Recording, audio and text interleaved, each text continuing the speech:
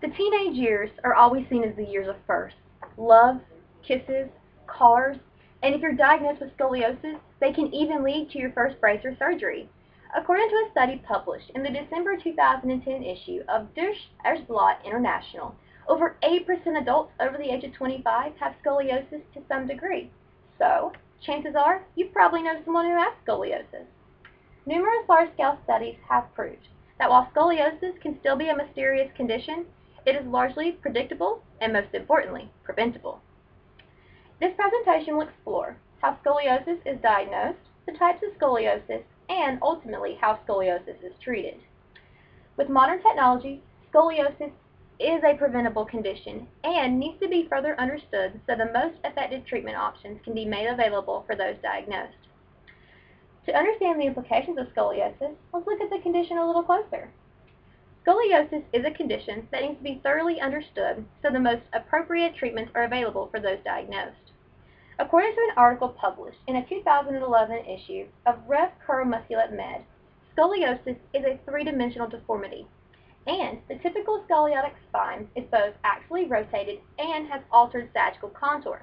Sagittal contour simply refers to the minimal 10-degree curve that is seen in scoliosis patients. While anyone can be at risk of having scoliosis, there are a few age groups that see the most diagnoses. In March of 2004, the Knight Ridder Tribune News Service reported that while anyone can have scoliosis, in most cases it isn't diagnosed until a patient is between the ages of 10 and 14. That same article also reported that girls are much more prone to developing scoliosis than boys. Teenage girls over the age of 9 are 5 times more likely to be diagnosed with scoliosis than boys the same age.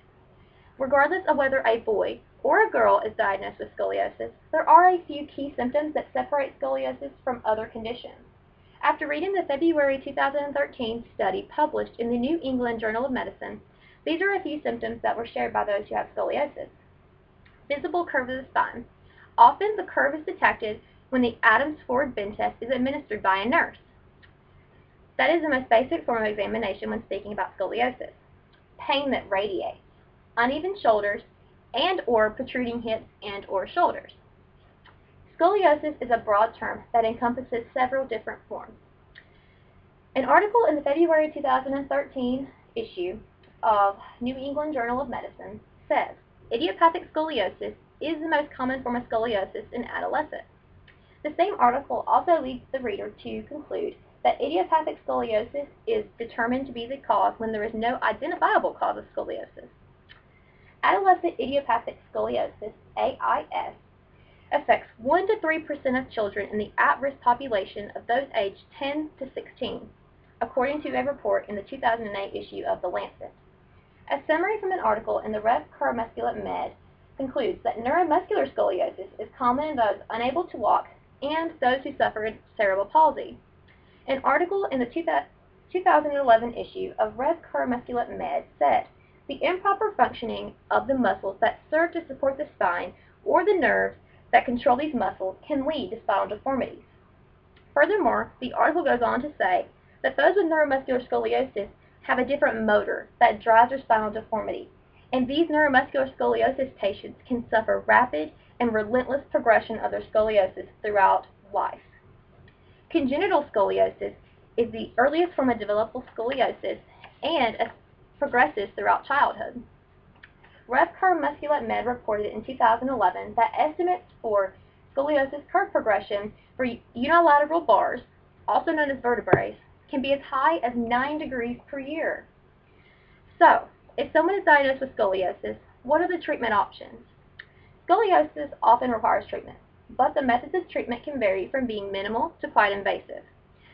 Following personal experiences with scoliosis and speaking with numerous physicians and therapists, I have came to see there are a few typical treatments that are used in this field when talking about scoliosis. The most basic type of scoliosis treatment is observation. Observation is used when patients are not experiencing significant pain and their curve does not pose much risk for the future. Between observation and any medical action, a physician might tell their patient to seek physical therapy. Although physical therapy cannot completely straighten the spine, it can help relieve the pain around the core by tightening the muscles and helping for an overall asymmetric build. A study in Spain conducted by a researcher named Vergosa concluded that current results suggest that exercises following the SCROF principles, which the SCROF principles are just a form of physical therapy, following BSPTS protocol, which is just an organization that governs that type of physical therapy, can include back asymmetry and spinal imbalance in patients. If observation is not effective, bracing is probably the next option. There are several types of braces, and the type of brace that is prescribed to the patient depends on the severity of their curve. TLSO braces, Milwaukee braces, and Charleston back braces are just a few to name. Braces can either be worn strictly at night or 23 hours a day, depending on what the doctor prescribes. If all fails, surgery is often the last and most painful option. According to a Rev. Muscular Med article in 2011, scoliosis surgery is usually reserved for curves relentlessly progressing or those over 50 degrees already. Also, with modern technology, there is no requirement for postoperative bracing or bed rest, and patients are typically back to activities by 6 to 12 months postoperatively. At this point, I hope each of you have an understanding of scoliosis and how it is identified as well as how it is treated.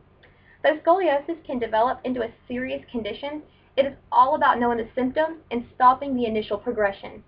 If everyone, especially parents of teenagers, look at the symptoms shared and monitor for them, there can definitely be a reduction in the number of cases and surgeries each year.